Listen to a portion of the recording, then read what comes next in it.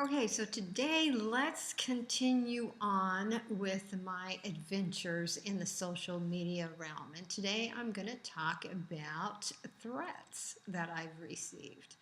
So, yes, I am an absolute nobody when it comes to the social media realm.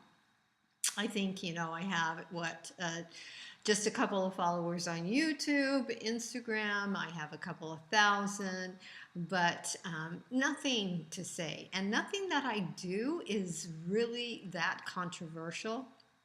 That may change when my book comes out, but up until this point, it's been pretty much just talking about how to align oneself, how to develop your own inner dialogue. One of the first training videos that I did, or training series that I did on Instagram, was called The Art of Defining Me.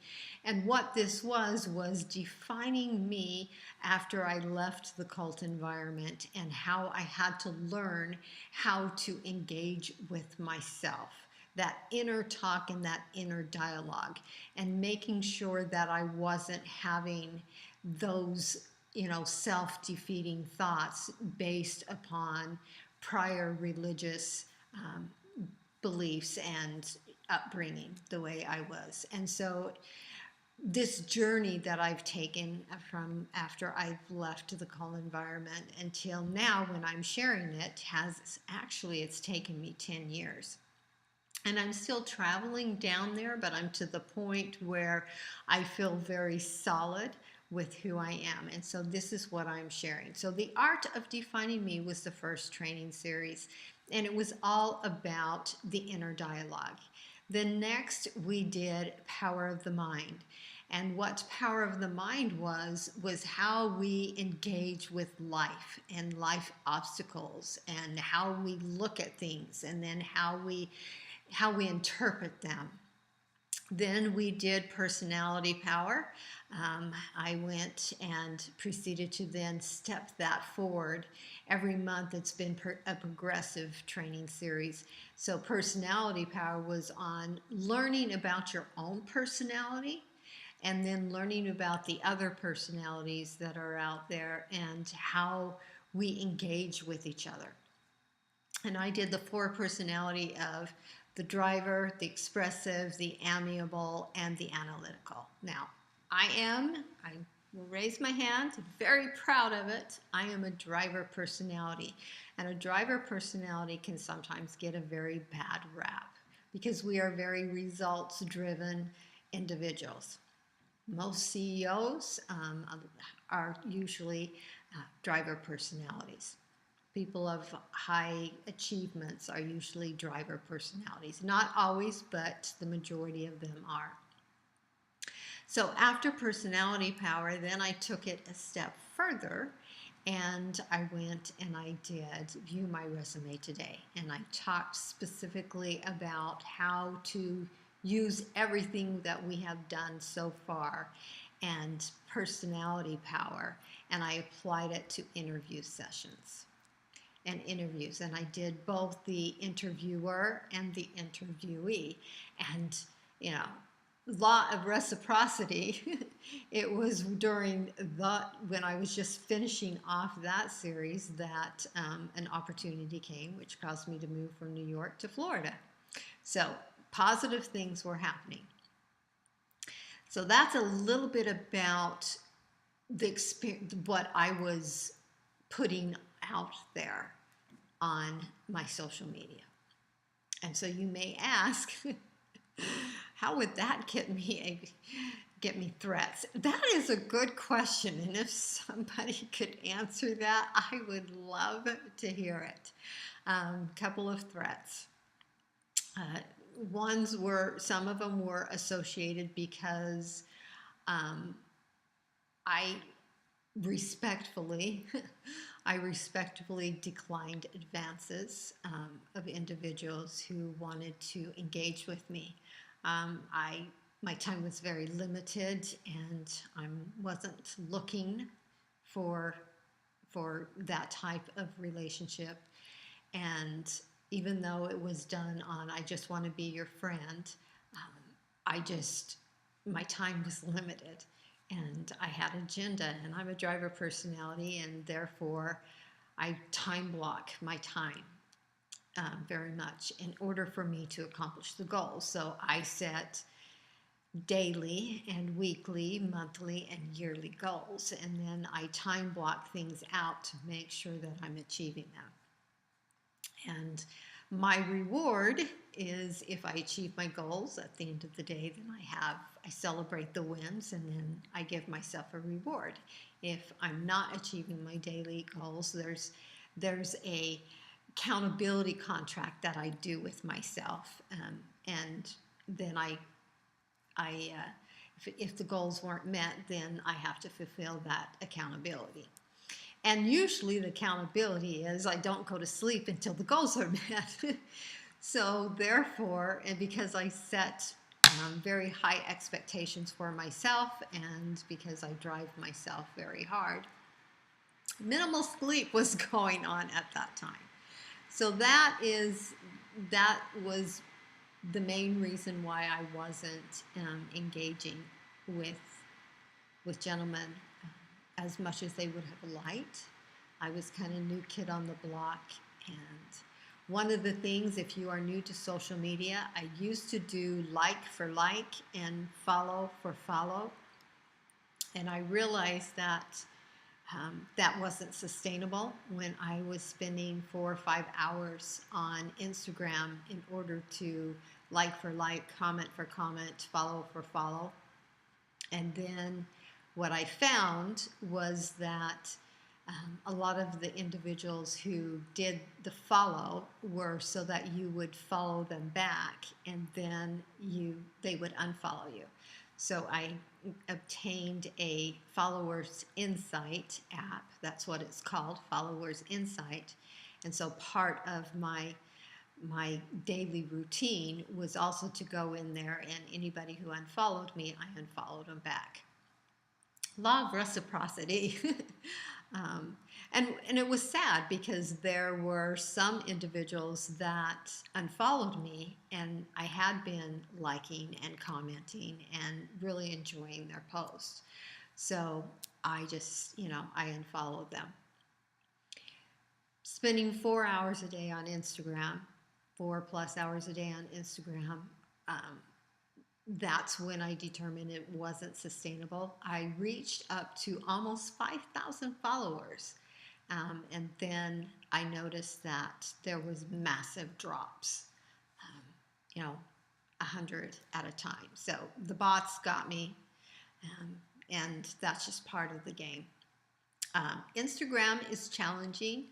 I don't do all of this because, my value is not associated with how many likes, how many comments, how many followers on any of the platforms. I do what I do because I enjoy it, and if I only help one other person to be able to avoid some of the experiences that I've had to deal with by giving them insight, then it's been well worth my time. And I just enjoy what I do. So I was quite surprised when the death threats and the threats came in. And they were several of them were very aggressive and demanding. Those individuals were immediately blocked. I've had stalkers.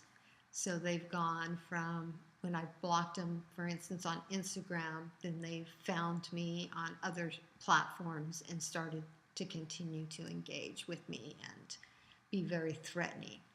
And so I've had to block them on various throughout all of the Instagrams. I've had individuals who have tried to call me. My phone number was out there because of my business, and text me. I've had to block those as well because they were aggressive.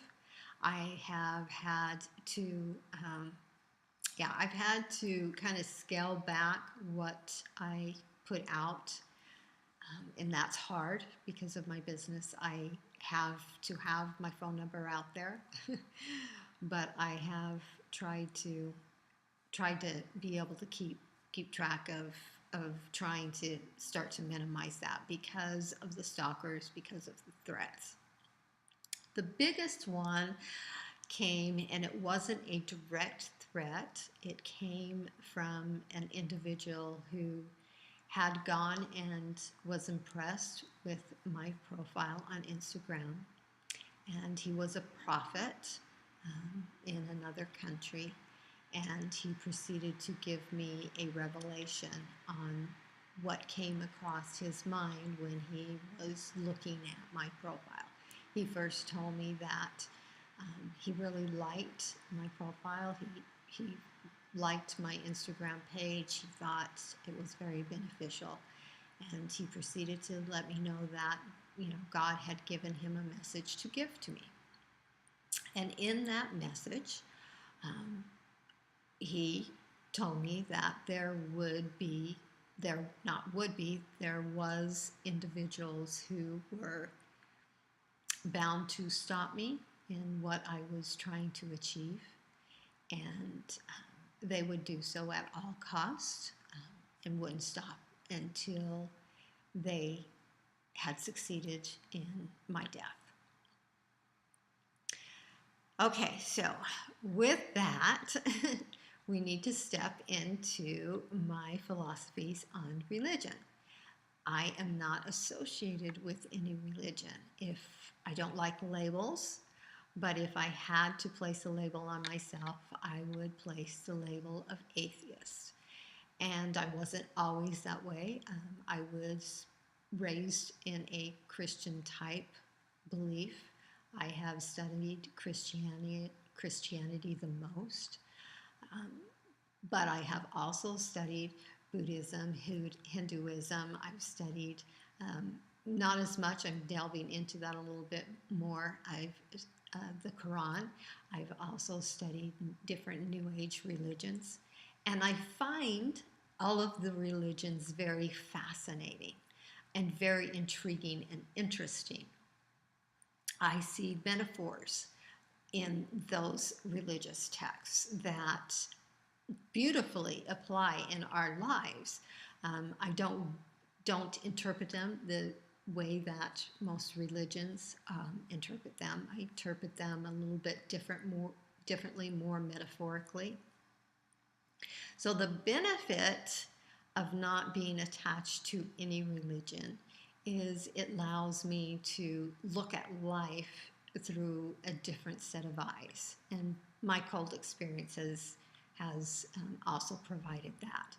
It also allows me to step back and just appreciate everybody has their own religious beliefs and learn to understand their reasoning behind their beliefs without judgment, because I believe everybody has the right to believe whatever they want. I don't personally see one religion more right than the other.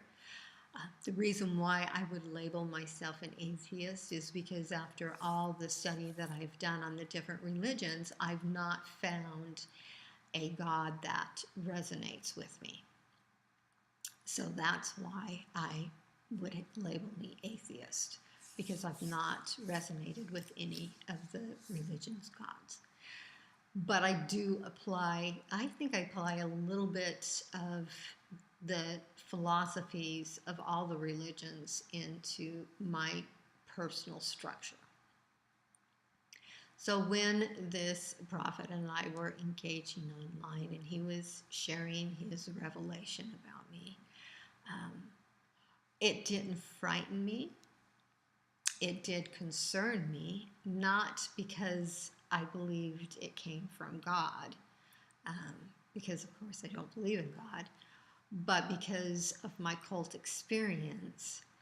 I know firsthand long-term life-changing ramifications that will occur with individuals who will believe a prophet without questioning and do exactly what the prophet is saying. things that would normally put them in jail. They somehow rationalize that it's a they are above earth laws because this is a higher law, because it came from the prophet who spoke directly to God. And that is what concerned me, because I did not know where this gentleman was a prophet. I did not know if he had shared this revelation to others or to followers. And if he did, I did have concerns over people choosing to make sure that the prophet's revelation came to pass. So at that time, that was my worst one. And at that time, like I said, I was working 80 hours a week. I was exhausted. I was in the process of writing my book.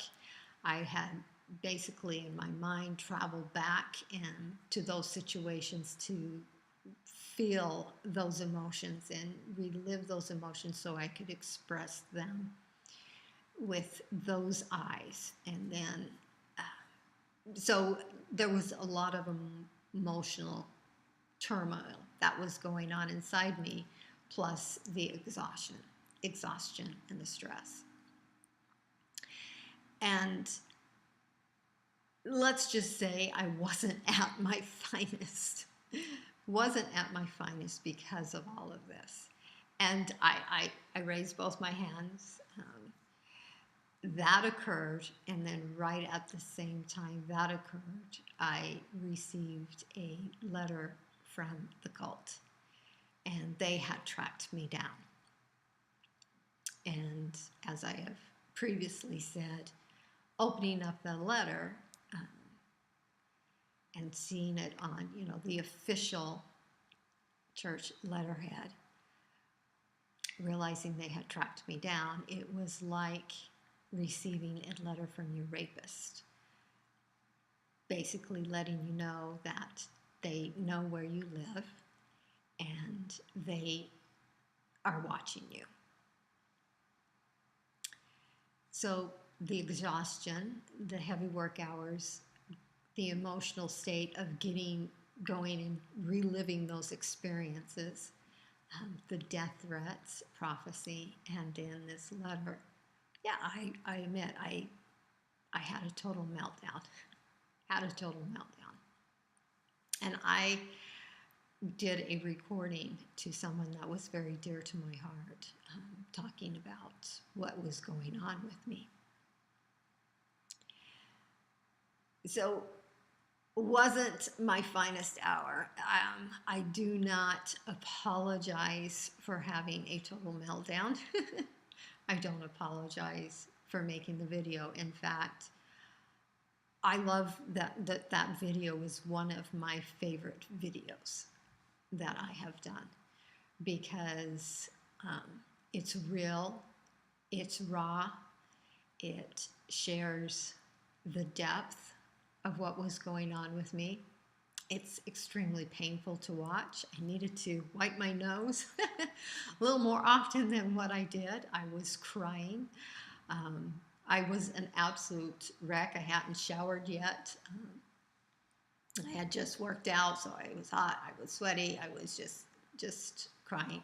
But when I watch that video, and occasionally I will watch it, to me it's a very beautiful video, because it shows what occurs with an individual who has had a traumatic event in their life, one that has long-term ramifications, and where triggers can occur to put them in that emotional state.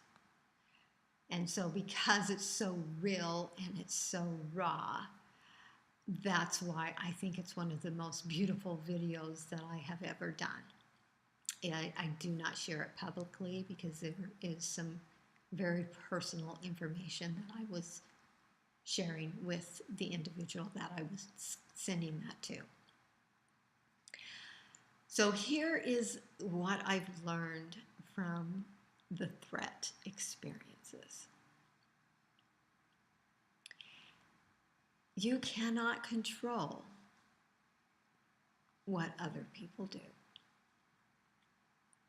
You cannot control their actions, their thoughts, their intentions. The only thing that you control is how you determine to engage with that information. And one of the things that I do is I take myself out of center and I step back and I put the situation in center. And then I start looking at it from all different perspectives. I will say that I know that this gentleman, this prophet gentleman, I know from the kindness of his heart, he was sharing something that he felt was very passionate and very with compassion. He was very kind. He was very sweet, and I know that for him, he was not sharing that to frighten me. He was not sharing that as to be a part of the threat. He was really sharing it out of love and compassion for his personal beliefs. And so I could respect him for that. What I realized from that experience is I don't respond to threats. Oh my gosh, I do not respond to threats well. So I actually have a blog post, which is called something like, "Burn it all down, motherfuckers, and watch me rebuild it back up even better." And I have a playlist on YouTube that is entitled the same thing. And it's some pretty heavy rock. It's some pretty loud stuff. But that's where it was for me. It was like, I am not going to live my life in fear. And part of that is because when you have been threatened with death for almost 30 years because of my cult environment experience, if you did this, it was associated with a death threat. And, it was, from God. God would, kill you. It was every time you blink, God would kill you if you didn't abide by this, or you didn't do this, or you didn't do this. It was strict, very, very strict, controlled environment. When you've had that many threats in your life, it's just like, one more. It was my children who helped me get through that, because they saw the emotional state that I was in, and it was a beautiful experience and discussion with my children to talk about that. And we did think that it may be wise if I just continued living with them for the rest of my life with that. We have since, of course, changed our mind, but at the time, we thought about ways of protection for me. We thought about what type of dog I should eventually get. We thought about different things.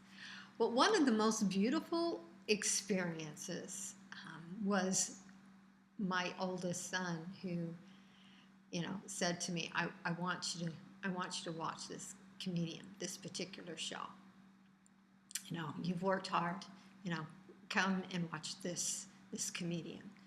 And what this comedian was he was talking about the death threats he receives based off his comedy. And he goes in and he makes it fun, and he makes it life and light. And he just talks about how often he gets death threats. And I so appreciated my son's efforts to find that and make it comical and make it lightning, and just say, hey, if you're going to be on social media, you're probably going to get a lot of these. So, join the club and, plant your little, your flag of saying, "Woohoo! I've joined I'm now threatened. I've now had a death threat because I'm on social media club," and I appreciated that. So in the long run, that experience went from very traumatic to a very beautiful experience because of how we all chose to engage. And that's one of the things that I have had to learn to do in my transition from the cult to living in a real world, that 10-year journey, is to learn how to engage with life experiences and how to embrace life experiences so that you learn and you grow from them. And what I have come to realize is, and I've said this before, every individual and event that comes into your life, I truly believe comes into your life for a reason, and the reason is for a learning and growth opportunity. And I will say that I grew tremendously. I grew tremendously in how I would interact with others who may choose to be aggressive or violent. I learned a lot about relationships and what type of relationships would be there for me during those type of challenging times, and what relationships I would want, and how I would want to be engaged with, and what I would need in order to feel supported.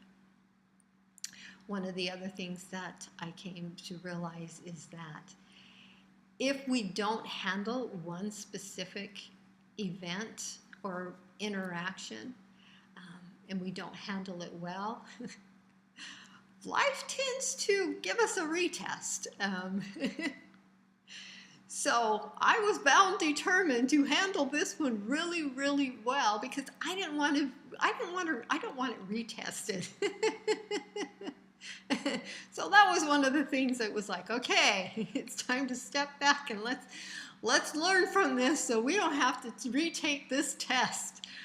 So I don't plan on retaking that test. So those are probably the most enlightening, I would have to say, the most enlightening experience with social media when it came to threats. On the spiritual realm, I will have to say I have had many spiritual individuals of different, titles, how they want to do, also interact with me and share with me their insight and share with me their knowledge and provide me videos of inspiration. And I want you to know I love that. I absolutely love when different religions feel comfortable engaging with me and sharing with me their thoughts and philosophies, and us having a discussion without us trying to convert each other. Because I'm not out to convert anybody to atheism, and nobody, I can guarantee you, will convert me into any religion. But having those discussions to just learn and to grow and to improve have been really beautiful. And I appreciate the different spiritual gurus and guides that have come into my life to help me on that path. So that has been my journey when it comes to the spiritual realm and death threats. So we're going to end this, and we will talk with you tomorrow. I'm still thinking about what I'm going to talk about tomorrow, but we are going to end that with today.